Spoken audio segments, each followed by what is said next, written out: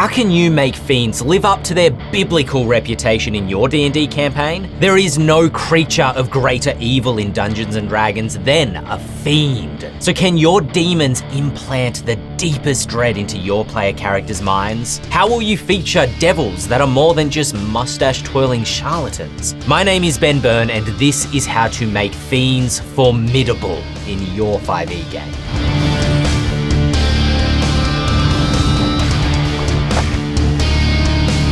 Fiends are evil creatures entirely linked with religion, worship, and life after death. These monsters inhabit nightmarish underworlds where dead souls are banished to suffer in the afterlife. Places like Hades, the Abyss, Pandemonium, and Hell. These realms are the homes of demons and devils in D&D, referred to as the lower planes, but they are all borrowed from existing religion and mythology. Different types of fiends in D&D are named for their counterparts in real-world religions, including Incubus and Succubus, Cambion, Diebuck, and the Rakshasa. The names of specific D&D fiends like Asmodeus, Beelzebub, Lilith, and Tiamat all have their origins in religion or theological literature. And more so, fiends are the inverse of celestials. Angels embody courage, honor, and justice. They are the soldiers and messengers of good-aligned deities. Fiends are the embodiment of corruption and sin. They serve the interests of dark and violent gods, or simply act in opposition to what is divine and virtuous. Folk who worship gods pray for salvation from demons and devils. Lead us not into temptation, but deliver us from evil. Our rituals of worship might cast wards or make sacrifices to calm or ward off evil spirits. What sets fiends apart from other monsters is their theological associations, and they should be tied into the religions of your D&D setting. Fiends should disgust and terrify your clerics, paladins, and any other character with faith. They are an existential threat to justice, peace, and goodness. The other part of what makes fiends unique is that they are a reflection of all our human flaws and failures. They embody human wickedness. Having some satanic guitar pick isn't gonna make your rock any better, because Satan's not in a guitar pick. He's inside all of us. He's in here, in your hearts. He's what makes us not want to go to work, or exercise, or tell the truth. He's what makes us want to party and have sex with each other all night long.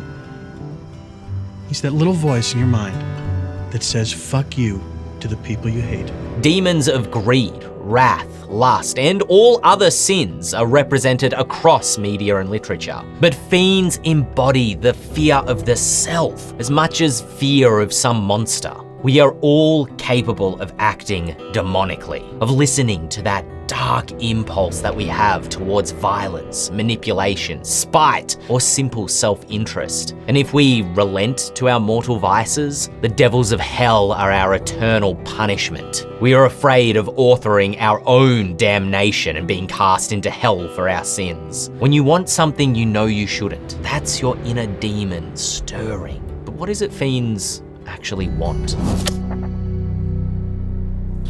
An old man with a broken wagon is helped by your party on the road. As thanks for fixing his wagon or escorting him into town, he gives you the only thing of value he has. It's a family heirloom, an old battle axe that's slightly rusted and still stained with the blood of its last kill from decades earlier. If you choose to wield the axe, over time your patience begins to wane and your temper grows short. The axe feeds on your hatred and wrath. The weapon doesn't care if the carnage it inflicts is in the name of righteousness or rage. Every life you take brings your soul closer to damnation. Sometime later, the old man reappears, offering to lift the curse of the axe from you. In exchange, he wants 3 more lives taken first: a beggar, a saint, and a king. The thing about our moral failings, which fiends represent, is that we often don't recognize them until it is too late.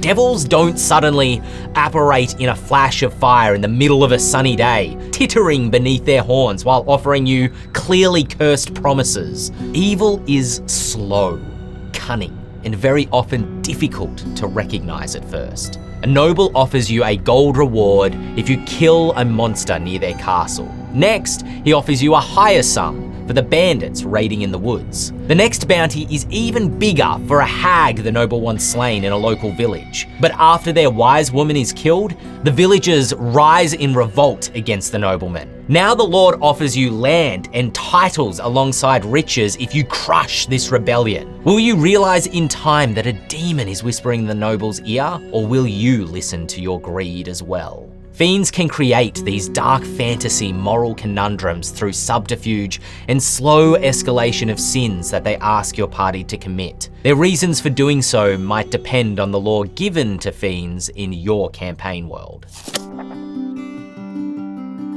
It's worth thinking about what fiends actually are in your campaign world. Are they simply born from the pits of the lower planes and created to be evil? Your fiends might have once been mortals, tortured in the fires of hell until despair corrupted them, and now they desire to inflict their suffering onto others. Your fiends could be fallen angels that defied the gods and lost their divinity. Are they now jealous of humanity, or perhaps they're seeking revenge against the gods? Or your fiends might be elemental manifestations of our sinful impulses, psychically reflected in some nether realm awaiting to torment and consume our souls. In any case, your fiends should have some connection to the theology of your campaign world. Their lore should challenge the morals of your player characters.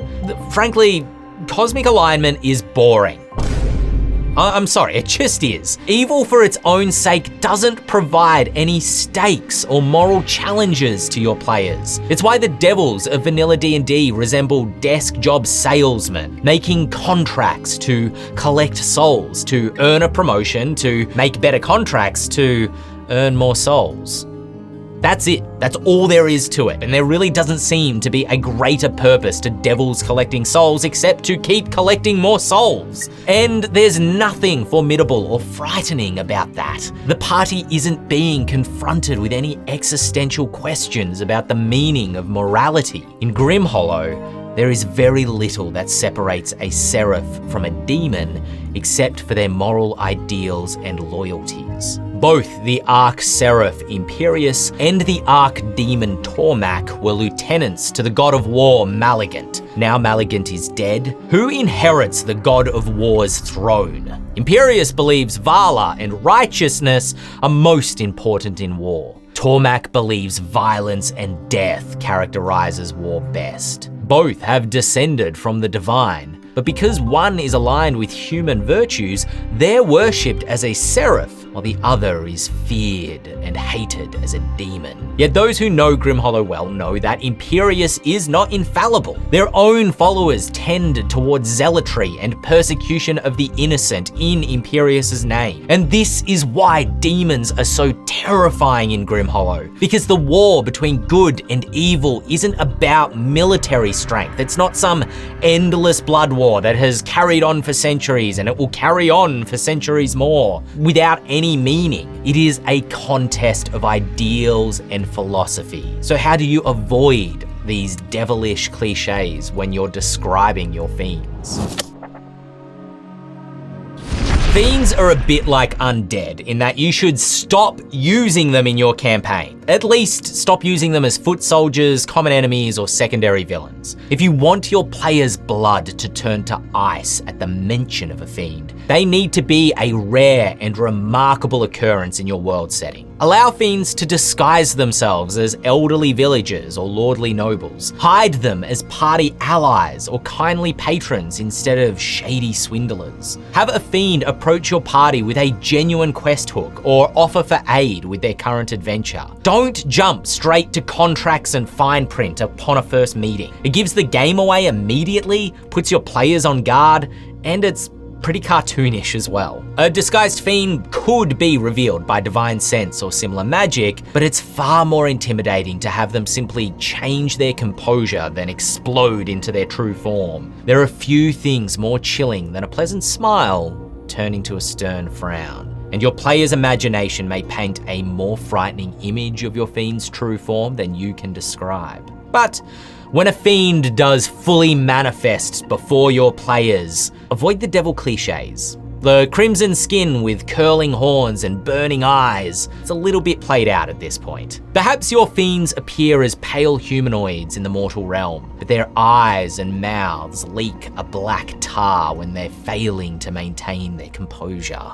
Maybe your demon of greed is all mouths and tongues, or a wrath demon might appear like a skinned corpse with hanging entrails. Bloody spines grow from between the fibers of their muscles. Or go full Lovecraft with the body horror of your fiend's appearance, but also consider how their mere presence might affect the mortal realm around them. Does the air grow colder near your fiend? Do characters feel more anxious without clear reason? Do holy symbols begin to melt like wax or turn into ash? These effects can be purely descriptive, but they could also impose debuffs. Do divine casters have disadvantage to maintaining concentration near your fiend? Or do folks feel an innate trust when they hear the honeyed words of your devil? Characters are instantly charmed by the fiend until succeeding a charisma save if they want to attack. Get creative with the additions you want to make to your fiend's stat blocks, considering their lore and themes in the sort of immediate area effects you want to have, or give them regional effects near their lair. But you can also consider these formidable stat blocks as a starting point.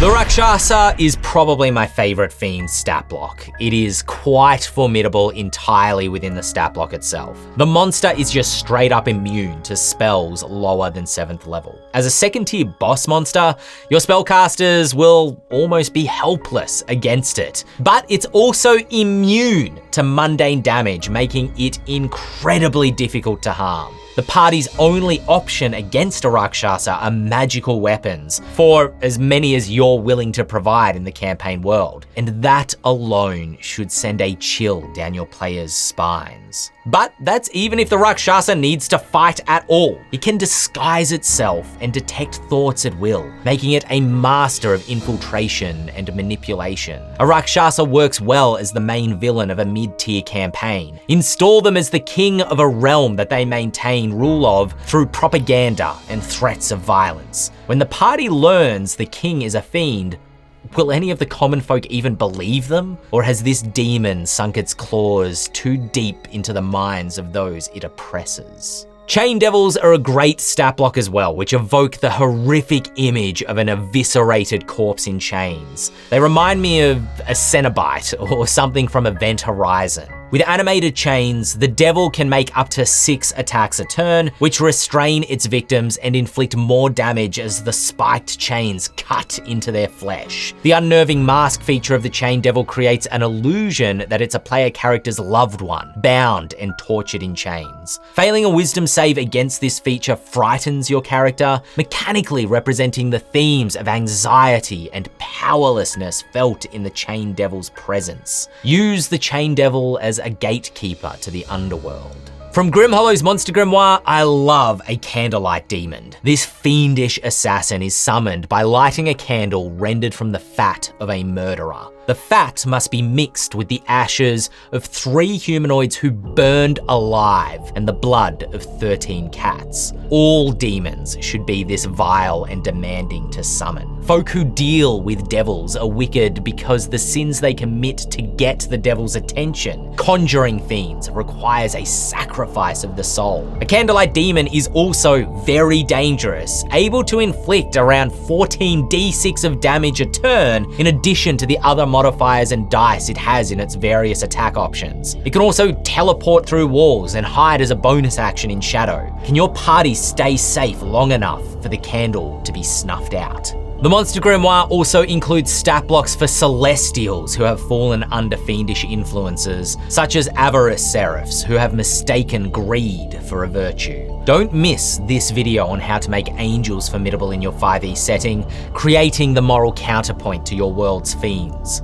Or peer into the black hearts of men by watching this video about how to make bandits and raiders formidable threats in your D&D campaign. Like this video if you'll use its advice, and you can always join our Dark Fantasy campaign by subscribing to the channel.